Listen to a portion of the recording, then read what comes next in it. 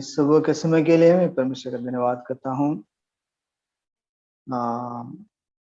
प्रभु के उपस्थिति में आने के लिए प्रभु हमें अवसर दिया है और प्रभु के वचन की सच्चाइयों को भी जानने के लिए और उसको भी देखने के लिए प्रभु हमें अवसर दिया है। उद्धार और चमत्कार, इस विषय के बारे में कल हमने देखा कि उद्धार एक अलग चीज है और चमत्कार एक दूसरी चीज है। ये दोनों को हमें अलग अलग समझना है। और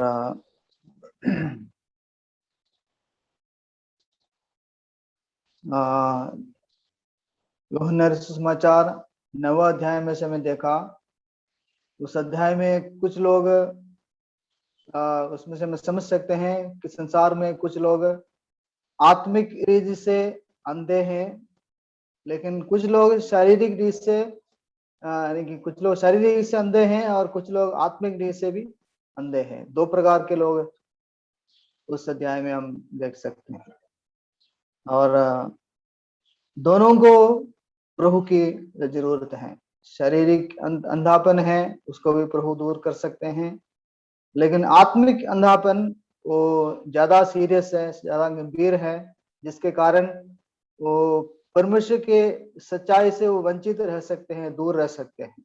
जिनके आत्मिक अंधापन है वो परमेश्वर के सत्य को अंगीकार करना नहीं चाहते हैं। 9वां अध्याय में देखते हैं वो सत्य को अंगीकार करना नहीं चाहते हैं। वो लोग परमेश्वर के वचन के परमेश्वर के उस महान कार्य को इनकार किया, उन्होंने इस बात को नहीं माना, अंगीकार नहीं किया। तो ये इस खतरा होते हैं उनके जीवन में। उतना ही नहीं, जो विश्वास करने वाले लोगों का विरोध करने वाले हैं, ऐसे लोग। तो इस कारण प्रभु यीशु मसीह उस अध्याय के लास्ट में बताया, तुम्हारा पाप बना रहता है। उनके शारीरिक आंखें तो दिखता है, उनको दिखाई देता है संसार की बातें, लेकिन आत्मिक बातें देखने के लिए उनके मन अंधा है। वो उनका आंखें खुले नहीं है, आत्मिक रेस अंधे हैं, इसलिए आत्मिक सच्चाइयों को देख नहीं पा रहे हैं। इस कारण वो सत्य को ग्रहण नहीं कर पा रहे हैं। इसलिए परमेश्वर जिसने अंधकार में से ज्योति चमकाया, ऐसे लोगों के हृदय में जब तक वो ज्योति नहीं आए, सो उनको ज्योति न आ जाए, तब तक इस बातों को वो अंगीकार नहीं पा सकते हैं। ठीक है, आज हम 5वें अध्याय में से आएंगे। इससे पहले एक दो बातें और मैं बताना चाहता हूँ। चमत्कार होने से अपने आप में, जो बोलते हैं ऑटोमेटिकली किसी का उद्धार नहीं होता, इस बात को हमें समझना है। यानी कि चमत्कार अपने आप उद्धार नहीं है, या उससे उद्धार नहीं होता। क्योंकि कई ऐसे लोग सोचते हैं प्रभु मुझे चंगा किया है तो मैं बच गया या मेरा विश्वास हो गया। वो बात सही नहीं है, क्योंकि कई लोगों को बताते हुए मैंने सुना है, प्रभु मुझे ठीक किया इसलिए मैं विश्वासी हूँ। उतना काफी नहीं है। तो चमत्कार अपने आप में उद्धार नहीं, चमत्कार एक शारीरिक बात है। वो चमत्कार सिर्फ शरीर से संबंध रखता है, लेकिन उद्धार है हमारे वर्तमान जीवन से, भविष्य से और अनंतता से संबंध रखता है। ये तीन बातें हैं। वर्तमान में भी इसका खुशी है, भविष्य में भी इस बात को हम अनुभव करेंगे, भविष्य हमारे भविष्य के लिए, और अनंतता, पूरे अनंतता इस उद्धार के उस बात को हम इसका संबंध हम देख सकते हैं। सो ये तीनों बातों से जुड़े हुए हैं, उद्धार, वर्तमान, भविष्य और अनंतता।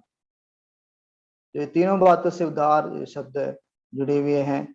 चमत्कार सिर्फ शारीरिक है और अभी के पैदे हैं। और 9वें अध्याय में हमने देखा कि उस व्यक्ति के जन्म के अंधे, उस व्यक्ति का शारीरिक और आत्मिक दोनों रीति से वो ठीक होते हुए हम देखते हैं। प्रभु उसका शारीरिक आंखें खोल दिया पहले, उसके बाद उसकी आत्मिक आंखें भी प्रभु खोल दिया। तो आज के मनन के लिए हम यूहन्ना रचित समाचार 5 अध्याय में से कुछ बातों को देखेंगे। यूहन्ना रचित समाचार 5 अध्याय, उसके पहले वचन में, दूसरे वचन में ऐसे पढ़ते हैं, यरूशलेम में भेड़ बाटक के पास एक कुंड है जो इब्रानी भाषा में बेथसेदा कहलाता है। तो यीशु मसीह यहाँ पर एक यरूशलेम में एक बेथसेदा नामक कुंड के पास एक व्यक्ति को मिलने के लिए वहां पर आते हुए हम देखते हैं। तो यीशु मसीह यरूशलेम में है अभी, और एक एक कुंड के बारे में बताया है, उस इब्रानी भाषा में बताते हैं बेथसेदा। जो उस कुंड में यीशु मसीह है, और वहां पर एक व्यक्ति है जो 38 साल से चमत्कार के इंतजार में वहीं पड़ा था। तो उस अध्याय में एक व्यक्ति है जो 38 साल से चमत्कार के इंतजार में वो पड़ा था, लेकिन उसके जीवन में चमत्कार तब हुआ जब यीशु मसीह उस व्यक्ति को ढूंढकर वहां पर आए। इस अध्याय में से एक महान सच्चाई हम सीख सकते हैं। एक व्यक्ति भी प्रभु के लिए, प्रभु की नजर में एक व्यक्ति भी बहुमूल्य है। एक व्यक्ति को ढूंढकर प्रभु का काफी मील, काफी यात्रा करते हुए कई बार हम देखते हैं।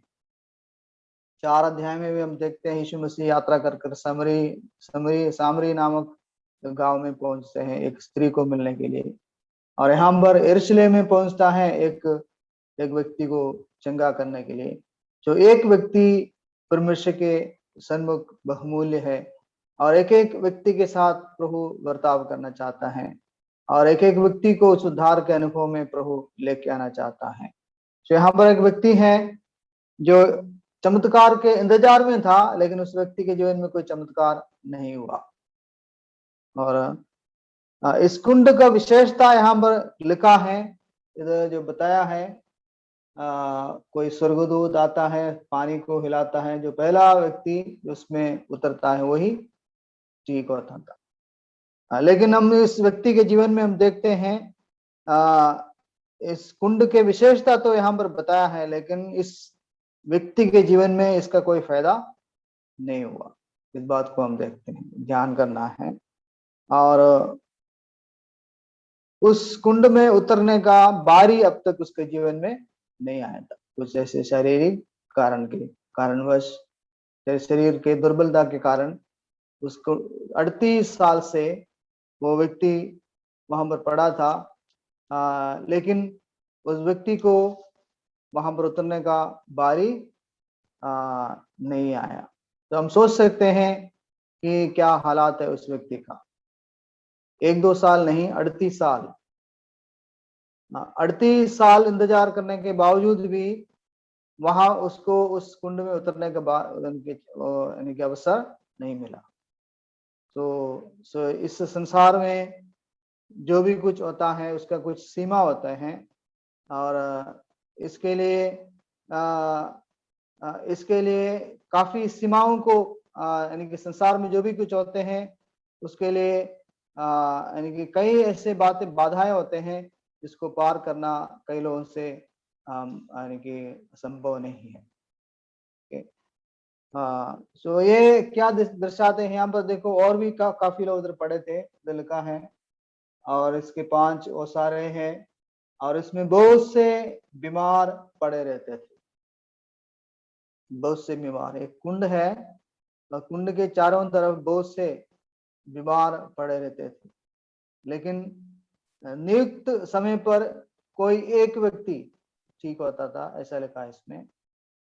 वो भी हर कोई को वहां पर उतरने का या उस पानी में उतरने का मौका नहीं मिलता था। लेकिन ऐसा एक व्यक्ति यीशु मसीह उस वहां पर आता है जिसके बारे में वहां के लोगों को जानकारी नहीं है। लेकिन 6 अध्याय में आते समय हम देखते हैं वहां पर यीशु मसीह के चारों ओर लोग भीड़ इकट्ठे होते हुए देखते हैं। जो जीवन का पानी का जो स्रोत है, जीवन जल दे सकता है और हर कोई को चंगा कर सकता है, हर किसी को वो बदल सकता है, और कोई भी और किसी भी समय प्रभु किसी भी समय प्रभु को सहायता लोगों को सहायता करने के लिए प्रभु तैयार हैं। ऐसा एक व्यक्ति वहां पर होते हुए भी इसका ज्ञान नहीं रखते, लोग इस बात का ज्ञान नहीं रखते थे और ऐसे कुंडों के किनारे पड़ा था जहां पर हर कोई को चंगा होना संभव नहीं था। तो इसके व्यक्ति के बारे में हम वहाँ ये संसार के आत्मिक दशा को दर्शाते हैं कि किस प्रकार संसार दुखी और परेशान है। सच्चा ज्ञान के बगैर लोग किस प्रकार दुखी है। जिनके पास जाना चाहिए उनके पास नहीं जा रहे हैं। यहाँ पर रहकर भीड़ के भीड़ रहने से कोई फायदा नहीं है, वहां पर भीड़ के भीड़ लगे हुए हैं। तो ये एक संसार के आत्मिक दशा को दर्शाते हैं कि लोग अंधकार और अंधविश्वास के कारण बहुत दुखी है, बहुत ही परेशान है और परमेश्वर के इस वचन के रहित है, परमेश्वर के इस ज्ञान से रहित है और उलझन में है, भटक रहे हैं और बहुत ही दुखी है। दर्दनाक हालात है संसार का। लेकिन वहां पर ऐसा कोई व्यक्ति है, वो लोगों को उनके सब समस्याओं से दूर कर सकता है। इस बात को दिखाने के लिए वहां पर यीशु मसीह वहां पर आए, लेकिन उस बात को कोई समझ लिया था। दूसरी बात है, ये दर्शाता है कि सिर्फ चंगाई लोगों के मन को पूर्ण से संतुष्ट नहीं कर सकता। पापों की माफी मिलने से ही वो पूर्ण रूप से संतुष्ट हो सकता है। चंगाई पाने के बावजूद भी वो अगले दिन या बाद में जब बीमार हो जाएगा तो और परेशान हो जाएंगे, निराशा में डूब जाएंगे। ऐसा क्यों हो गया? काफी सारे सवाल हमारे मन में आते हैं। लेकिन जिस व्यक्ति को उद्धार के अनुभव है, वो ऐसा निराशा में नहीं डूबता। वो हर परिस्थिति में प्रभु के पीछे चलने के लिए वो सक्षम होता है। सिर्फ चंगाई पाकर प्रभु के पीछे चले हैं ऐसे लोगों को वो जल्दी निराशा में डूब जाते हैं। लेकिन प्रभु जिन्होंने पापों की माफी का अनुभव किया है, वो प्रभु के पीछे लगातार चलते हैं। इसलिए चमत्कार काफी नहीं है और प्रभु के पीछे चलने के लिए पापों की माफी का अनुभव करना जरूरी है। यहाँ पर इस अध्याय में प्रभु के कार्य करने का तरीका कुछ अलग है। 9वां अध्याय में कुछ अलग था, 5वां अध्याय में यीशु मसीह का कार्य करने का तरीका कुछ अलग है, क्योंकि इसके पीछे का उद्देश्य भी कुछ अलग था। हम देखते हैं एक एक व्यक्ति के साथ यीशु मसीह अलग अलग प्रकार से बर्ताव करते हैं। 3रे अध्याय में निकोदेमुस को एक ईश्वरीय गुरु या प्रभु के रूप में अपने आप को प्रस्तुत करता है और सामरी स्त्री को यीशु मसीह उस मसीहा के रूप में प्रकट करता है। 5वां अध्याय में एक सहायक के रूप में यीशु मसीह अपने आप को प्रकट करता है। उसके बाद इस रीति से अलग अलग लोगों को अलग अलग रीति से यीशु मसीह अपने जीवन को प्रकट करते हुए हम देखते हैं, या प्रभु अपने आप को प्रस्तुत करते हुए हम देखते हैं। प्रभु अपने किसी भी जगह में या हम देखते हैं ये एक समान प्रभु कार्य नहीं करता। प्रभु का कार्य करने का तरीका अलग है। तो इस बात को भी हमें समझने की जरूरत है। हर किसी के जीवन में प्रभु एक समान कार्य नहीं करता। सबके जीवन में प्रभु अलग अलग तरीके से या अपने आप को प्रकट करने का तरीका अलग अलग है करके इस समाचार को या सुसमाचार चारों सुसमाचार पढ़ेगा तो हमें समझ में आएगा। और दूसरी अगली बात है, यीशु इस मनुष्य के परिस्थिति और जरूरत को समझकर वहां पर पहुंच गए थे। ये तो लिखा है प्रभु जानता था। प्रभु इस 6ठा वचन में लगे, यीशु ने उसे पड़ा हुआ देखकर और जानकर कि वह बहुत दिनों से इस दशा में पड़ा है, उससे पूछा। तो यीशु मसीह यहाँ पर अलग तरीके से कार्य करता है। और उतना ही नहीं, यीशु मसीह इस मनुष्य के परिस्थिति और जरूरत को समझकर वहां पर आया। और यीशु मसीह को पता था कि 38 साल से वहां पर पड़ा हुआ व्यक्ति को कोई भी उसके समाज के या कोई दोस्त के घर के कोई भी व्यक्ति उसको मदद करने के लिए नहीं आया। देखो कितने सहाय व्यक्ति। जब वो ठीक हो गया तो पूछने के लिए काफी सारे लोग आया, लेकिन जब वो वहां पर 38 साल पड़ा था, कोई पूछने के लिए या मदद करने के लिए नहीं। जब प्रभु पूछा क्या तू चंगा होना चाहता है, हाँ, देखो 9वें अध्याय में यीशु मसीह ये सवाल नहीं पूछा, लेकिन जब दोबारा उस व्यक्ति को मिला, ये पूछा क्या तू विश्वास करता है, ऐसे पूछा। लेकिन यहाँ पर इस व्यक्ति को पूछ रहे हैं, जो प्रभु हर किसी के जीवन में अलग अलग तरीके से बर्ताव करता है। तो प्रभु इस बात को बताने के लिए सवाल पूछ रहे हैं कि उस व्यक्ति के पास कोई सहायक नहीं है, कोई मददगार नहीं है, उसको उस परिस्थिति से बाहर निकालने के लिए कोई ऐसा व्यक्ति नहीं है करके इस बात को समझाने के लिए ये सवाल पूछ रहे हैं।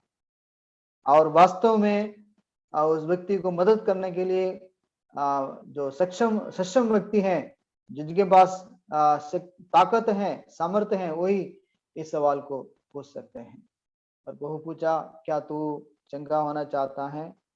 प्रभु बताया, वो उस व्यक्ति ने बताया, हे प्रभु मेरे पास कोई मनुष्य नहीं है। सो मनुष्य किस दुर्दशा में पड़ा है, वो कितना निस्सहाय है, उसका कोई मददगार नहीं है उनके इस दशा में से उनको बाहर लाने के लिए। जो मनुष्य अपने आप में बहुत कोशिश करते हैं, संसार में लोग क्या कुछ नहीं करते हैं, लेकिन वो उसको इस बात को लेकिन इस बात को मनुष्य को जानना है कि अपने आप में उस परिस्थिति में से वो बाहर नहीं आ सकता है। तो यहाँ पर यीशु मसीह सवाल को पूछने के बाद उस व्यक्ति को बताते हैं, वो व्यक्ति बताया, मैं जब तक मैं उस कुंड में उतरने की कोशिश करता हूँ या मैं वहां पर पहुंच जाता हूँ, तब तक और कोई उतर जाता है। इससे पता चलता है ये व्यक्ति को ऐसा कुछ बीमारी है जिसकी वजह से वो तेजी से चल फिर नहीं सकता, वो अपने आप को चलने फिरने में उसको काफी परेशानी है। तो ऐसा व्यक्ति को अपने आप में वहां पर पहुंचाना बहुत मुश्किल था। यीशु ने उससे कहा, उठ, अपने काट उठाकर चल फिर। देखो यहाँ पर यीशु मसीह अपने शब्द का इस्तेमाल करते हैं, लेकिन 9वें अध्याय में ऐसा नहीं था। यीशु मसीह के शब्द मात्र काफी है, क्योंकि यहाँ पर यीशु मसीह का इस व्यक्ति का चंगा होने का मकसद कुछ और था, इसलिए ऐसे बर्ताव किया, ऐसे कार्य किया है। जो 9वें अध्याय में अपने हाथों से कुछ कार्य करते हुए देखते हैं, लेकिन यहाँ पर सिर्फ अपने शब्द से बताया, उठ, अपनी काट उठाकर चल फिर।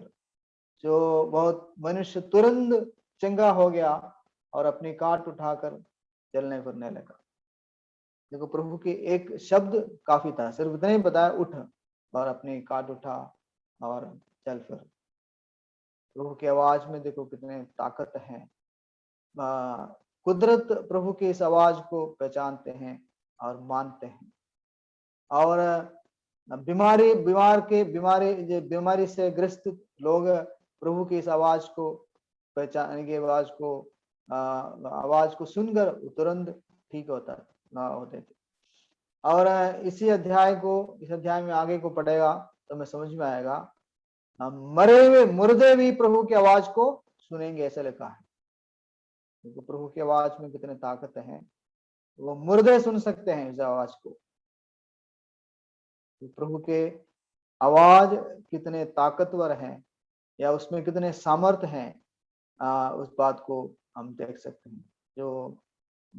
जब परमेश्वर जब बताया सब कुछ हो जाए, वही शब्द यहाँ पर प्रभु इस्तेमाल करते हैं।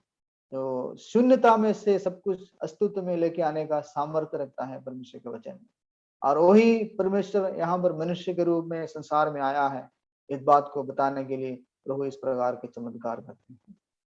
और यहाँ पर हम देखते हैं उस व्यक्ति के जीवन में चमत्कार तो जरूर हो गया, लेकिन इसके बाद इस व्यक्ति के विश्वास के बारे में कोई विवरण इस पुस्तक में नहीं है। उस व्यक्ति विश्वास किया है नहीं किया है, और उस व्यक्ति के आत्मिक जीवन के बारे में कोई भी विवरण इस अध्याय में नहीं दिया है। क्योंकि प्रभु यीशु मसीह बहुत सारे लोगों, सैकड़ों हजारों लोगों को चंगा किया, लेकिन सब लोग प्रभु के पीछे नहीं चला। प्रभु इस बात को ये देखकर लोगों को भलाई नहीं करता था कि वो मेरे पीछे आएंगे या नहीं आएंगे। मनुष्य की दशा को देखकर प्रभु कार्य करता था। इस व्यक्ति के दयनीय हालत को देखकर प्रभु उसके लिए, उसके जीवन में भलाई का काम किया है। तो इससे हमें एक बात हमें देखना है कि भलाई करने का जो गुण है पर प्रभु के अंदर है, इस करके वो भलाई किया है। वो दूसरे व्यक्ति के अंदर के गुण को देखकर प्रभु कार्य नहीं किया। जो भलाई करते समय इस बात को ध्यान रखना है, परमेश्वर के भलाई करने के गुण को हमें प्रकट करना है, ना कि अगले के अंदर, दूसरे के अंदर वो गुण है या नहीं है, उसके काबिल है, उस बात को देखकर नहीं। तो यीशु मसीह वैसे ही किया। वो व्यक्ति प्रभु पर विश्वास करे, उस व्यक्ति के प्रतिक्रिया को देखकर यीशु मसीह चंगाई नहीं दिया, लेकिन प्रभु अपने गुण के अनुसार, अपने स्वभाव के अनुसार, अपने भलाई के अनुसार, वो अपने दया के अनुसार प्रभु इस कार्य को किया है। तो प्रभु अपने उस गुण को प्रकट करने के लिए यहाँ पर इस व्यक्ति के साथ भलाई किया, लेकिन इस व्यक्ति के विश्वास के बारे में हमें कोई पता नहीं। तो इसके संबंध में एक वचन हम पढ़ेंगे, पहला तीमुथियुस 1:15 कोई पढ़ सकते हैं? पहला तीमुथियुस पहला अध्याय 15।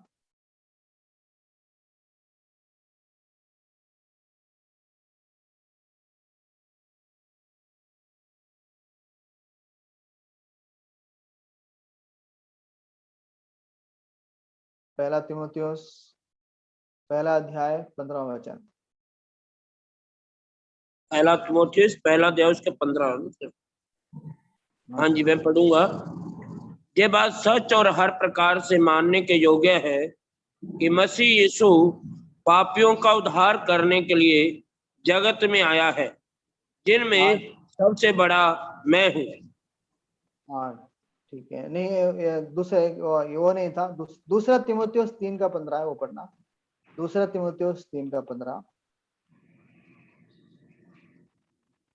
जी सर। हाँ, दूसरा तीमुथियुस 3:15।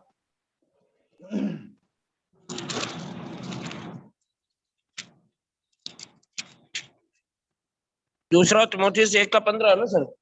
3:15। 3:15। Okay okay.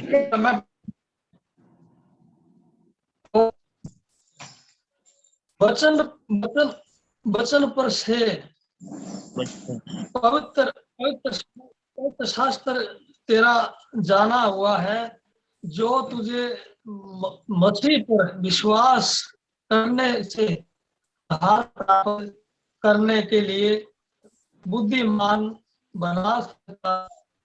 हाँ, इसके अंदर एक शब्द है, उद्धार प्राप्त करने के लिए एक व्यक्ति को बुद्धिमान कौन बनाता है, ऐसे किसी का माइक कौन है? उद्धार प्राप्त करने के लिए क्या हमें बुद्धिमान बनाता है? इधर एक शब्द ले आया है, आपने ध्यान के दिया होगा, उस शब्द की ओर आप हमें ध्यान करना है। उद्धार प्राप्त करने के लिए कौन सी बात हमें बुद्धिमान बनाता है? चमत्कार नहीं, फिर क्या है?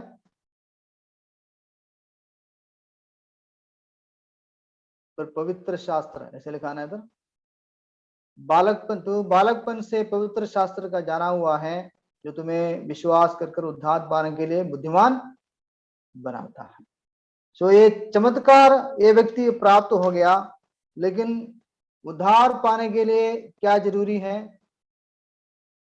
चमत्कार प्रभु अपने अनुग्रह, अपनी दया, अपनी सहानुभूति के कारण प्रभु चमत्कार करता है। हर कोई प्रभु के पास जाता है, चंगाई मांगता है, प्रभु चंगाई करता है, लेकिन उद्धार प्राप्त करने के लिए उतना काफी नहीं है। उद्धार प्राप्त करने के लिए परमेश्वर का वचन हमें बुद्धिमान बनाता है। मसीह के वचन के सुनने से विश्वास, और विश्वास करने से उद्धार हमें मिलता है। ये बात हमें समझना है चमत्कार किसी व्यक्ति को उद्धार के अनुभव में नहीं लेके आता, उस एक संसारिक शारीरिक बात है, लेकिन परमेश्वर का वचन है जो एक व्यक्ति के हृदय में कार्य करेगा, वही उद्धार प्राप्त करने के लिए उसको बुद्धिमान बनाएगा। एक महत्वपूर्ण सच्चाई है, परमेश्वर का वचन हमें बताता है। तो संसार में आज संसार चमत्कार के पीछे है, चमत्कार चाहिए, और यहाँ पर भी भीड़ इस कुंड के चारों तरफ है सिर्फ चमत्कार के लिए। लेकिन उद्धार को प्राप्त करने के लिए परमेश्वर का वचन, पवित्र शास्त्र के वचन को, बातों को समझने की जरूरत है, उस पर विश्वास करने की जरूरत है।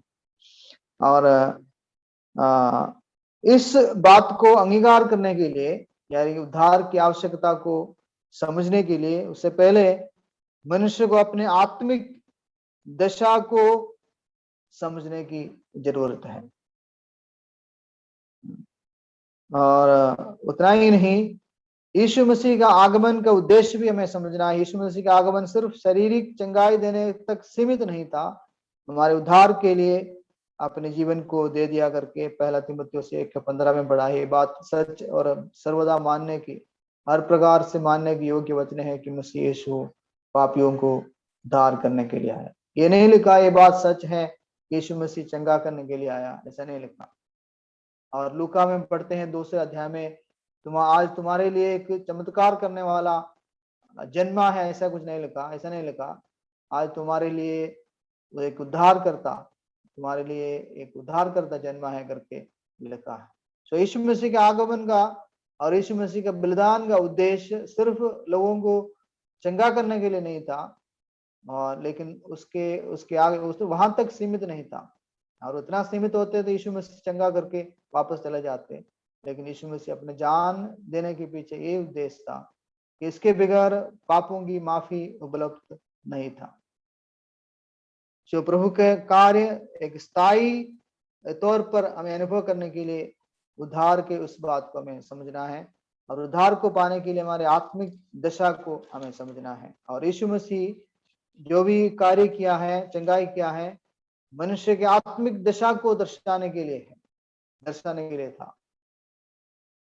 मनुष्य किस प्रकार पाप में पड़ा है, वो उसका दयनीय हालत, निस्सहाय हालत, वो अपने आप में सक्षम नहीं है, उस बात को दिखाने के लिए यीशु मसीह चंगाई का कार्य करते थे।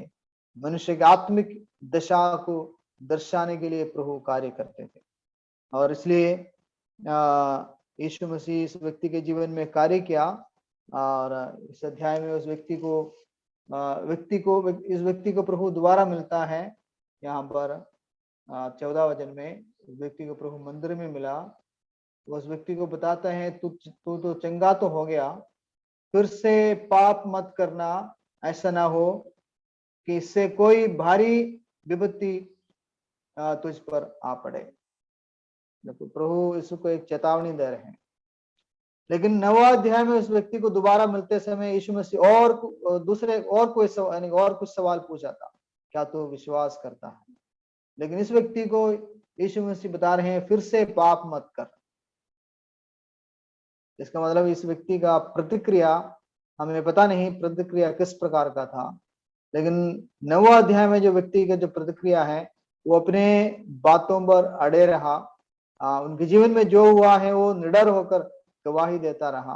वो बताया, मैं पता नहीं जो व्यक्ति मुझे ठीक चंगा करने वाला किस प्रकार का, लेकिन मुझे एक बात पता है, मैं पहले अंधा था, अब मैं देखता हूँ। वो उसका प्रतिक्रिया को यीशु मसीह देखा। लेकिन यहाँ पर इस व्यक्ति को मिलकर प्रभु बता रहे हैं फिर से पाप मत कर। सो पाप के कारण भी ये परेशानी या बीमारी आ सकता है, इसका भी एक इशारा इसके अंदर है। सो मनुष्य के आत्मिक दशा को हमारे आत्मिक दशा को जब हम समझेंगे, तभी हम उद्धारकर्ता के पास हम जाएंगे। तो यीशु मसीह बताया, बीमारों को वैद्यों की जरूरत है।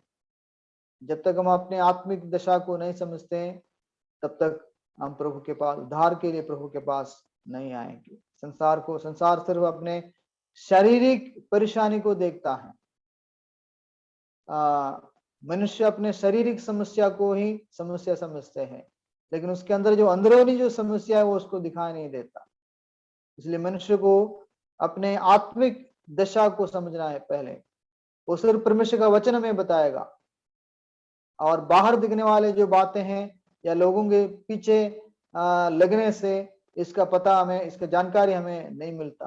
परमेश्वर का वचन ही मनुष्य के दिल की गहराई की बातों को उनको समझाता है, उसकी आत्मिक जरूरत क्या है। और मत्ती 4 अध्याय में यीशु मसीह बताया, मनुष्य केवल रोटी से नहीं लेकिन प्रभु के वचन से भी जीवित रहता है। इसको मनुष्य को परमेश्वर के वचन की जरूरत है।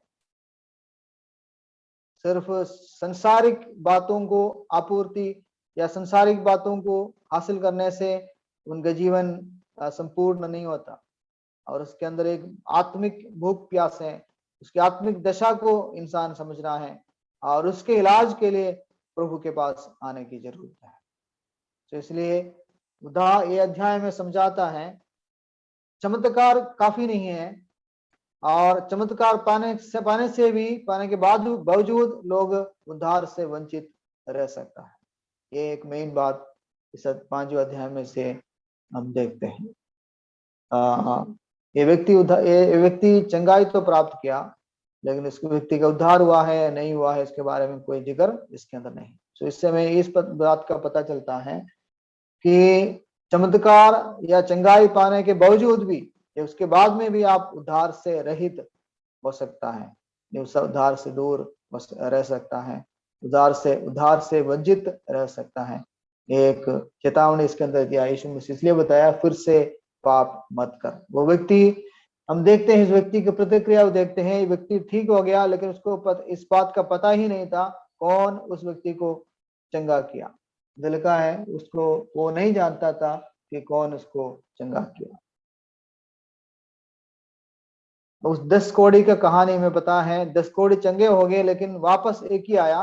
ये व्यक्ति भी जब चंगा होकर काट उठाकर चलने फिरने लग गया तो एक भी मिनट रुका नहीं उस यीशु मसीह के बारे में समझने के लिए। यीशु मसीह कौन है, कौन ऐसा व्यक्ति है जो 38 साल के बाद मुझे चलने फिरने के लिए सामर्थ्य है। उस व्यक्ति को जानने के लिए वो व्यक्ति चंगाई प्राप्त किया व्यक्ति रुका नहीं।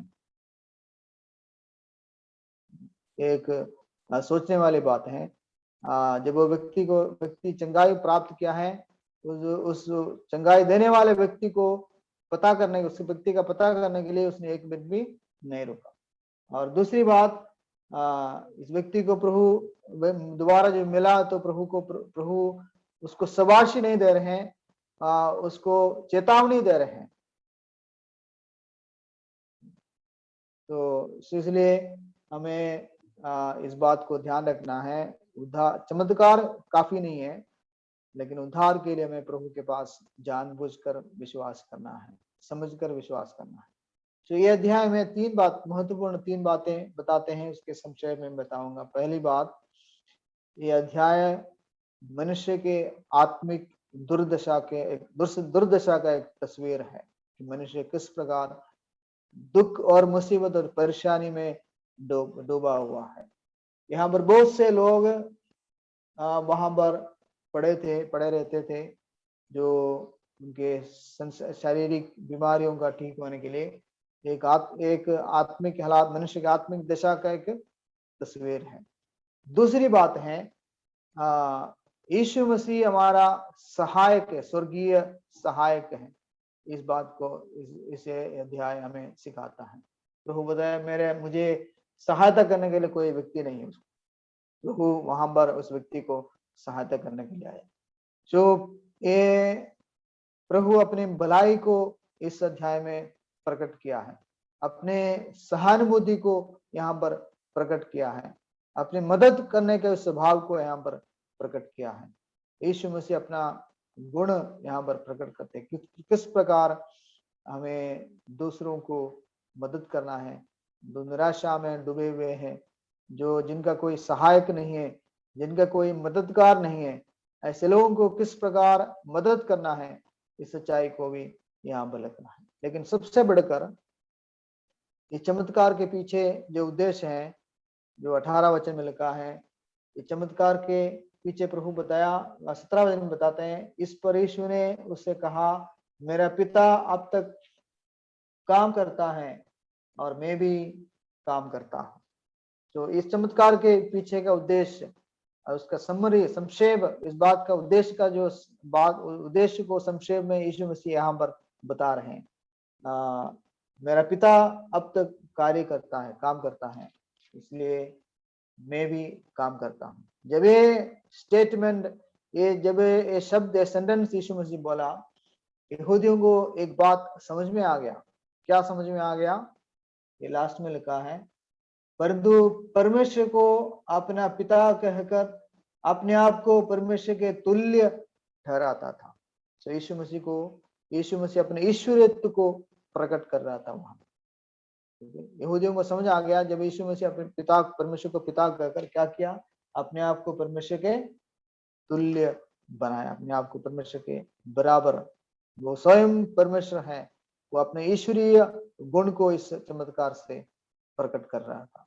तो यीशु मसीह के हर एक चमत्कार के पीछे ये उद्देश्य रहा कि वो लोग उसके ईश्वरीय गुण को पहचाने।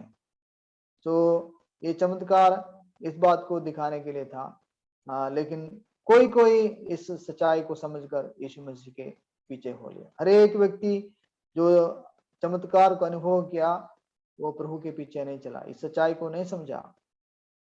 तो इसलिए इस बात का हमें ध्यान रखना है। आज इस बात को मैं एक और बार जोर देकर बताना चाहता हूँ, हर एक चमत्कार के पीछे उस परमेश्वर को समझने की कोशिश करना है, और वास्तव में यीशु मसीह कौन है, सचमुच में यीशु मसीह कौन है करके उस बात में बताना चाहते हैं। इसलिए प्रभु को समझकर, प्रभु यीशु मसीह को उद्धारकर्ता के रूप में समझकर अपने जीवन में अंगीकार करना हमारे लिए जरूरी है। सिर्फ चमत्कार करने वाला नहीं, उद्धारकर्ता के रूप में यीशु मसीह स्वयं परमेश्वर है, परमेश्वर के तुल्य है, परमेश्वर के बराबर है, वो स्वयं परमेश्वर है। इस बात का जानकारी हर एक व्यक्ति को होना है। सो इसके लिए प्रभु मदद करें, प्रभु इस वचनों से हमारे सहायता करें।